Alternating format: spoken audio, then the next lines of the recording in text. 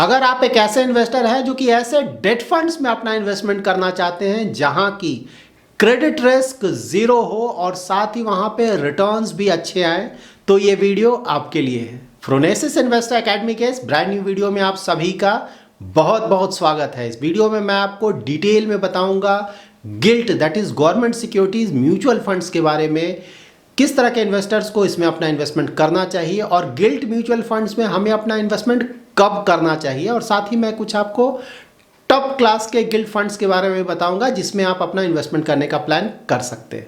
अगर आप अपना इन्वेस्टमेंट नॉलेज बढ़ाना चाहते हैं ताकि आप खुद का इन्वेस्टमेंट्स मैनेज कर सके, तो आप हमारे educational channel phronesis investor academy को सब्सक्राइब कर सकते हैं।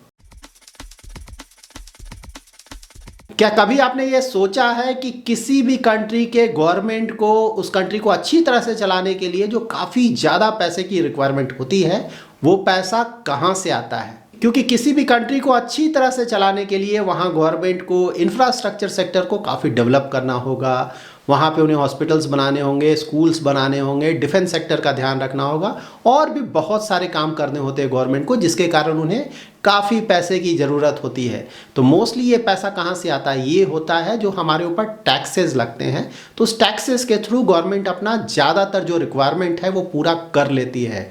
लेकिन अगर किसी गवर्नमेंट के पास इन टैक्सेस से अगर काम नहीं चलता है, दैट इज उनका रिक्वायरमेंट ज़्यादा है पैसे का, इन दैट केस वो गवर्नमेंट इशू करती है गवर्नमेंट सिक्योरिटीज और उसके थ्रू वो मार्केट से पैसा रेज करती है और उसी को हम गवर्नमेंट सिक्योरिटीज बोलते हैं। ज्यादातर कंट्रीज के गवर्नमेंट्स को गवर्नमेंट सिक्योरिटीज इशू करना ही होता है ताकि वो मार्केट से फंड्स रेज कर सके।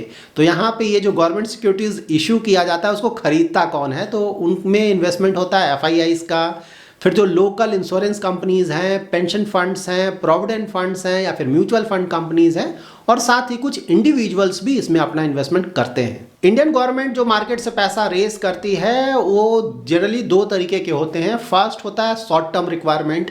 तो शॉर्ट टर्म रिक्वायरमेंट के लिए वो ट्रेजरी बिल्स इश्यू करते हैं जिसे हम टी बिल्स बोलते हैं। तो ये होता है 91 डेज का, 182 डेज का और 364 डेज का।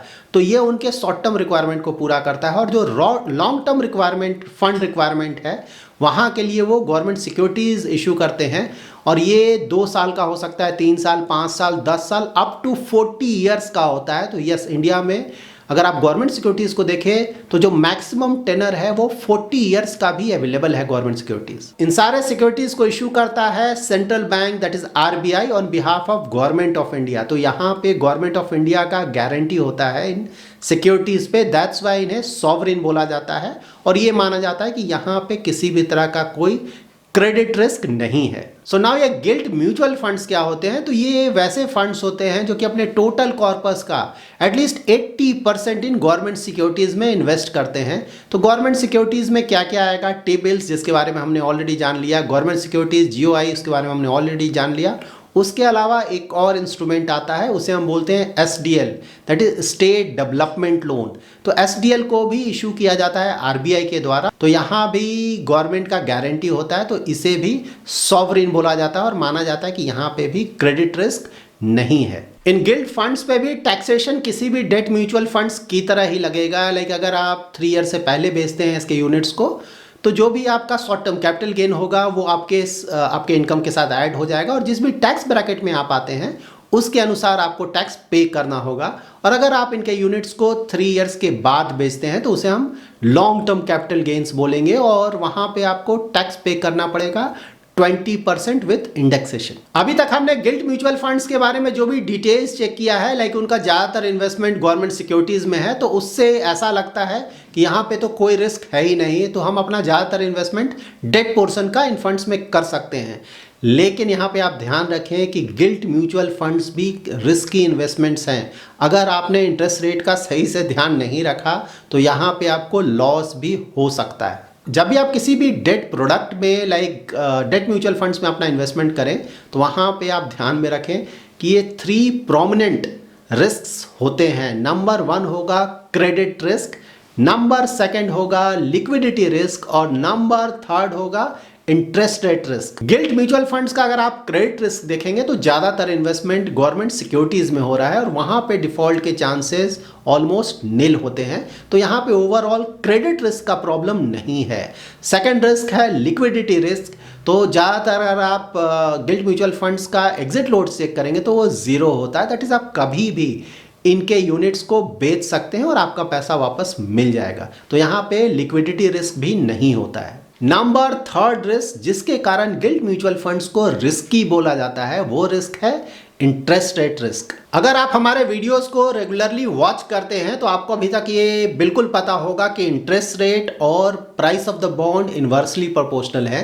दैट इज जब इंटरेस्ट रेट ऊपर जाता है तो प्राइस ऑफ द बॉन्ड नीचे आता है, और जब इंटरेस्ट रेट नीचे आता है तो प्राइस ऑफ द बॉन्ड ऊपर जाता है। इसीलिए जब भी इंटरेस्ट रेट नीचे हो और वो ऊपर जा रहा हो तो उस समय हमें गिल्ट म्यूचुअल फंड्स में अपना इन्वेस्टमेंट अवॉइड करना चाहिए। और जब इंटरेस्ट रेट काफ़ी ऊपर जा चुका हो और वहाँ से हम एक्सपेक्ट कर रहे हैं कि शायद यहाँ से और ऊपर नहीं जाए, यहाँ से वो नीचे आएगा, तो वो समय गिल्ट म्यूचुअल फंड्स में इन्वेस्टमेंट करने का बिल्कुल सही समय होता है। तो यहाँ पे आपको हमेशा ध्यान में रखना है कि जब भी इंटरेस्ट रेट नीचे हो और वहाँ से आप एक्सपेक्ट कर रहे हो कि इंटरेस्ट रेट ऊपर जा सकता है, तो उस समय गिल्ट म्यूचुअल फंड्स में बिल्कुल भी इन्वेस्टमेंट नहीं करें, क्योंकि वहाँ पे अगर आपने इन्वेस्टमेंट किया, इंटरेस्ट रेट काफ़ी ऊपर गया तेज़ी से, तो वहाँ पे जो आपने इन्वेस्टमेंट किया है दैट इज़ जो प्रिंसिपल अमाउंट है वो भी कम हो जाएगा। और अगर आपने सही समय पे अपना इन्वेस्टमेंट किया इन गिल्ट म्यूचुअल फंड्स में, लाइक जब इंटरेस्ट रेट काफ़ी ऊपर हो और वहाँ से कुछ समय के बाद इंटरेस्ट रेट नीचे आना शुरू करेगा,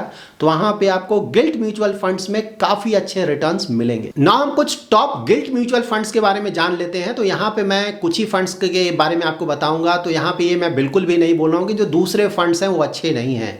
यहाँ पे आपको ध्यान ये रखना है कि जिन भी पैरामीटर्स के बारे में मैं डिस्कस कर रहा हूँ उन पैरामीटर्स को आप अच्छी तरह से समझ लें, और दूसरे फंड में भी अगर आप अपना इन्वेस्टमेंट करना चाहते हैं तो वहाँ पे भी आप इन पैरामीटर्स को चेक कर लें, और अगर आपको सब कुछ सही लगता है तो उन फंड्स को भी आप कंसिडर कर सकते हैं। यहाँ पे मैंने आपके लिए 3 फंड सेलेक्ट किया है, ICICI Pru gilt fund, Kotak gilt investment fund और एसबीआई मैग्नम गिल्ट फंड।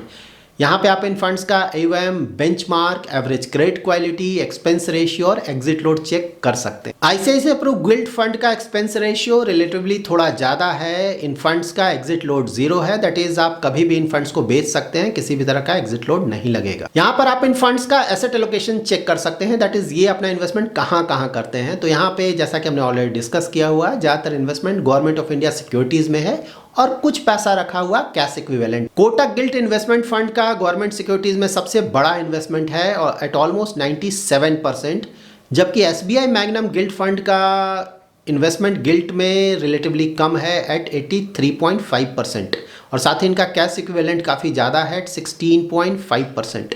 यहाँ पर आप आईसीआईसीआई प्रू गिल्ट फंड का डेट पोर्टफोलियो चेक कर सकते हैं। तो सबसे बड़ा इन्वेस्टमेंट है इनका government of India securities floating rate bond. Floating rate bond वैसे बॉन्ड्स होते हैं जिनका इंटरेस्ट रेट मूवमेंट के साथ चेंज करता रहता है। दैट इज अगर इंटरेस्ट रेट ऊपर जाएगा तो इनका इंटरेस्ट रेट भी ऊपर जाएगा, और अगर इंटरेस्ट रेट नीचे आएगा तो इनका इंटरेस्ट रेट भी नीचे आएगा।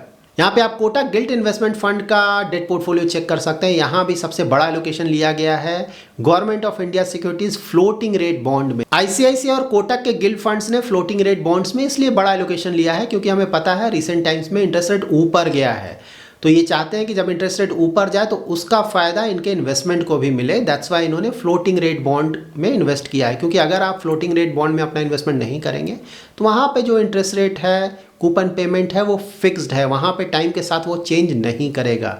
तो जब भी इंटरेस्ट रेट ऊपर जा रहा हो तो वहाँ पे आपको अपना ज़्यादातर एलोकेशन फ्लोटिंग रेट बॉन्ड में करना चाहिए, ताकि इंटरेस्ट रेट जैसे जैसे ऊपर जाए वैसे वैसे आपका इंटरेस्ट भी ऊपर जाए। यहाँ पर आप एसबीआई मैग्नम गिल्ट फंड का डेट पोर्टफोलियो देख सकते हैं। तो यहाँ पे फ्लोटिंग रेट बॉन्ड्स में इन्वेस्टमेंट नहीं किया गया है। इन फंड्स ने treasury bills that is short term papers में भी अच्छा खासा इन्वेस्टमेंट किया है। यहाँ पर आप इन फंड्स का average maturity, modified duration, yield to maturity, expense ratio और returns that is approx returns check कर सकते हैं। मॉडिफाइड ड्यूरेशन से हमें यह पता चलता है कि अगर इंटरेस्ट रेट 1% से चेंज करता है तो वहां पे बॉन्ड के प्राइस पे क्या असर पड़ेगा। तो यहाँ पे जब भी इंटरेस्ट रेट ऊपर जा रहा हो तो वहाँ पे हमें मॉडिफाइड ड्यूरेशन कम करना हो, ताकि बढ़ते हुए इंटरेस्ट रेट का नेगेटिव असर हमारे रिटर्न्स पे नहीं पड़े। और जब भी इंटरेस्ट रेट काफ़ी ऊपर जा चुका हो और वहाँ से कुछ समय के बाद हमें लगता है कि नीचे आ सकता है, तो वहाँ पे हमें काफ़ी हाई दैट इज़ काफ़ी ज़्यादा मॉडिफाइड ड्यूरेशन के फंड्स में अपना इन्वेस्टमेंट करना चाहिए, क्योंकि वहाँ पे आपको रिटर्न्स काफ़ी अच्छे आएंगे।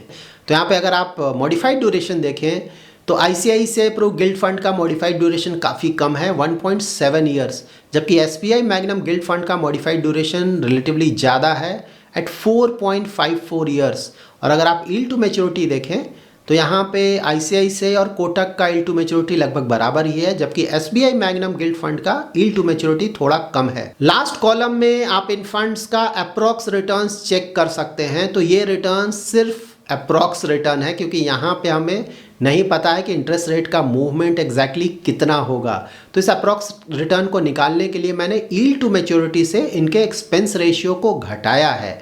तो यहाँ पे अगर आप ICICI प्रो गिल्ड फंड को देखें तो यील्ड टू मैच्योरिटी है 7.56% और एक्सपेंस रेशियो है 0.56%। तो 7.56% से जब आप 0.56 घटाएंगे तो आपको 7% मिलेगा। तो अगेन मैं बता रहा हूँ कि ये सिर्फ अप्रॉक्स रिटर्न है, क्योंकि यहाँ पे इंटरेस्ट रेट मूवमेंट का इन फंड्स के रिटर्न्स पे असर पड़ेगा और हमें एग्जैक्टली नहीं पता है कि इंटरेस्ट रेट मूवमेंट आने वाले समय में कितना होगा और कैसा होगा। यहाँ पर आप ध्यान में रखें कि ICICI प्रो गिल्ड फंड का मॉडिफाइड ड्यूरेशन सबसे कम है। तो यहाँ से अगर इंटरेस्ट रेट ऊपर जाता है तो इस फंड के रिटर्न्स पे सबसे कम निगेटिव असर पड़ेगा, लेकिन साथ ही अगर इंटरेस्ट रेट नीचे जाता है तो इस फंड के रिटर्न्स भी थोड़े कम आएंगे।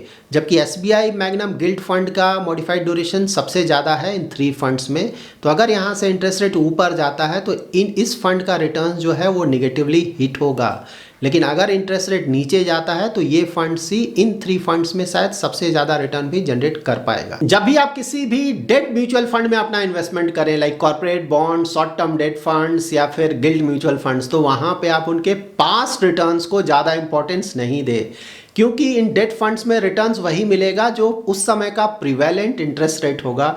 तो अगर इंटरेस्ट रेट कम है तो यहाँ पे आपको रिटर्न्स भी कम आएंगे, इंटरेस्ट रेट ज़्यादा है तो आपको जो रिटर्न्स हैं वो भी ज़्यादा आएंगे, लाइक FD में होता है। दैट्स वाई अगर आप करेंटली इन गिल्ड फंड्स का रिटर्न्स देखें तो लास्ट 1 ईयर का रिटर्न काफ़ी कम देखने को मिलेगा, क्योंकि रिसेंट टाइम्स में इंडिया में इंटरेस्ट रेट काफ़ी कम था, लेकिन अब इंटरेस्ट रेट ऊपर जा चुका है। तो जब आप नेक्स्ट ईयर का आप लास्ट 1 ईयर का रिटर्न्स देखेंगे तो वहाँ पे आपको रिटर्न्स अच्छे देखने को मिलेंगे। तो हमेशा आप ये ध्यान में रखें कि डेट फंड्स में पास्ट रिटर्न्स के बेसिस पे बिल्कुल भी इन्वेस्टमेंट नहीं करें, क्योंकि वहाँ पे सभी कुछ प्रिवेलिंग इंटरेस्ट रेट सिनेरियो पर डिपेंड करता है। तो डेट फंड्स में आप तब अपना इन्वेस्टमेंट करें जब इंटरेस्ट रेट अच्छा खासा ऊपर जा चुका हो, और गिल्ड फंड्स में उस समय अपना इन्वेस्टमेंट करें जब आपको लगता हो कि इंटरेस्ट रेट काफ़ी ऊपर जा चुका हो और यहाँ से कुछ समय के बाद वो नीचे आएगा। तो जब भी इंटरेस्ट रेट नीचे आएगा तो उस समय अगर उस गिल्ड फंड का मॉडिफाइड ड्यूरेशन काफ़ी ज़्यादा है तो वहाँ पे आपको रिटर्न्स काफ़ी ज़्यादा अच्छे आएंगे। जब भी आप किसी भी गिल्ड म्यूचुअल फंड्स में इन्वेस्टमेंट करने का प्लान करें तो हमेशा ध्यान में रखें कि अगर आपको इंटरेस्ट रेट्स मूवमेंट का अच्छा आइडिया नहीं है तो आप खुद से गिल्ड म्यूचुअल फंड में कभी भी इन्वेस्ट नहीं करें, ये बहुत ज़्यादा रिस्की होगा, क्योंकि अगर आपने इंटरेस्ट रेट का ध्यान नहीं रखा तो यहाँ पे आपका जो प्रिंसिपल अमाउंट है वो भी कम हो सकता है। तो इसके लिए आप हमेशा ही किसी एक्सपर्ट का हेल्प लें जिसे इंटरेस्ट रेट मूवमेंट का अच्छा आइडिया है। फिलहाल अगर आप इंडिया में इंटरेस्ट रेट सिनेरियो को देखें तो हमारा इन्फ्लेशन रेट रिसेंटली फिर से और ऊपर चला गया है। तो अगर इन्फ्लेशन रेट 1-2 महीने और ऊपर जाता है या फिर नीचे नहीं आता है तो यहाँ पे हो सकता है कि RBI इंटरेस्ट रेट थोड़ा और बढ़ाएगा इंडिया में। अगर वैसा होता है तो इंटरेस्ट रेट हमारे बढ़ेंगे। इन दैट सिनेरियो अच्छा यही होगा, जैसा कि मैंने आपको पहले ही बताया था, हम वेट करें एटलीस्ट मार्च तक, तो बिल्कुल वेट करें और अप्रैल ऑनवर्ड्स हम गिल्ड म्यूचुअल फंड्स में इन्वेस्टमेंट करने का प्लान कर सकते हैं, क्योंकि अभी इन्वेस्टमेंट करना शायद थोड़ा डाइसी होगा, क्योंकि अगर हमने काफ़ी बड़े मॉडिफाइड ड्यूरेशन के गिल्ड फंड में अपना इन्वेस्टमेंट किया और इंटरेस्ट रेट यहाँ से और ऊपर जाता है तो हमें रिटर्न्स नहीं आएंगे। तो अच्छा यही होगा कि अगर गिल्ड म्यूचुअल फंड्स का सही एडवांटेज लेना है आपको तो आप 1-2 महीने और वेट करें, जहां कि आप निश्चिंत हो जाएं कि नहीं अब इन्फ्लेशन लगातार नीचे आ रहा है, कंट्रोल में आ चुका है काफ़ी हद तक, इंटरेस्ट रेट काफ़ी ऊपर जा चुका है और आने वाले समय में यहाँ से वो नीचे जाएगा। तो वहाँ पर आप वेरी लॉन्ग मॉडिफाइड ड्यूरेशन के गिल्ड म्यूचुअल फंड्स में बिल्कुल अपना इन्वेस्टमेंट कर सकते हैं और उसके बाद उससे आपको काफ़ी अच्छे रिटर्न्स भी मिलेंगे। So that's it in this video. अगर आपका कोई इन्वेस्टमेंट रिलेटेड क्वेरी है तो आप हमारा एवरी सैटरडे 7:30 to 8:30 PM का यूट्यूब लाइव स्ट्रीम ज्वाइन कर सकते हैं। अगर आपको ये वीडियो पसंद आया है तो जरूर लाइक एंड शेयर करें, और अगर अभी तक आपने हमारा यूट्यूब चैनल सब्सक्राइब नहीं किया है तो जरूर सब्सक्राइब करें। Thanks lot for watching.